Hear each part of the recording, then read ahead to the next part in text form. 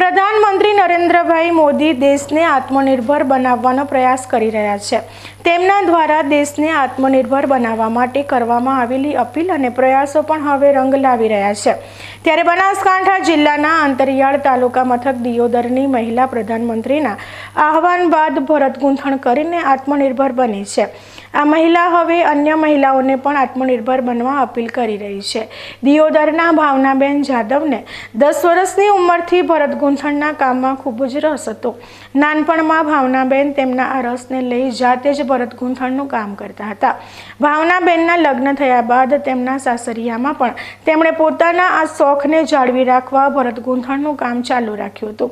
તેવામાં દેશના પ્રધાનમંત્રી નરેન્દ્રભાઈ મોદીએ દેશવાસીઓને આત્મનિર્ભર બનવા હાકલ કર્યા બાદ ભાવનાબેને પોતાના ભરત ગૂંથણના શોખને જ આત્મનિર્ભર બનાવવાની સીડી બનાવવાનો સંકલ્પ કરી લીધો છે। હાલ ભાવનાબેન કાપડ પર ઓશિકાના કવર, બ્લાઉઝનું કાપડ, ડ્રેસ મટીરિયલ, ચાદર જેવી વસ્તુઓ પર સુંદર ભરતકામ કરી રહ્યા છે। તેમના કામથી પ્રભાવિત થઈ લોકો પણ તેમના દ્વારા તૈયાર કરાયેલી ચીજવસ્તુઓ ખરીદી કરી રહ્યા છે। હું લગભગ 5મા ધોરણમાં ભણતી હતી ત્યારથી આ વર્ક કરું છું અને મારા સસરાને અહીં લગ્ન કર્યા મારા, એટલે અહીંયા જ કામ ચાલુ હતું, એટલે ત્યારથી હું કરું છું આ કામ।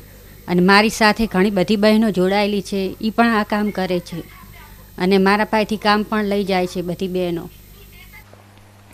ભારતમાં હસ્તકલાના કારીગરો ખૂબ જ છે, પરંતુ આ કારીગરોને યોગ્ય પ્લેટફોર્મ ના મળવાથી ભારતની હસ્તકળા ભૂલવા માંડી છે।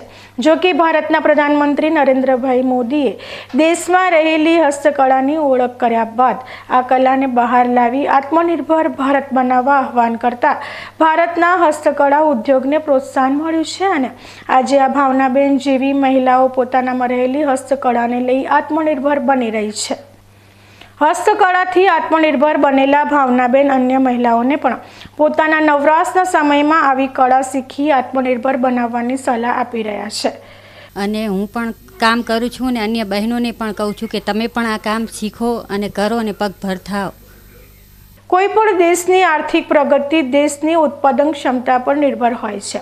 વર્તમાન સમયમાં હાથ બનાવટની વસ્તુઓને દેશ સહિત વિદેશોમાં પણ માંગ વધી રહી છે। ત્યારે ભારત જેવા વિશાળ દેશમાં સદીઓથી ચાલી આવતી હસ્તકળાને પ્રોત્સાહિત કરવામાં આવે તો દેશની ઉત્પાદન ક્ષમતામાં પણ વધારો થવા સાથે દેશનો GDP પણ ઝડપથી ઊંચો લાવી શકાય તેમ છે।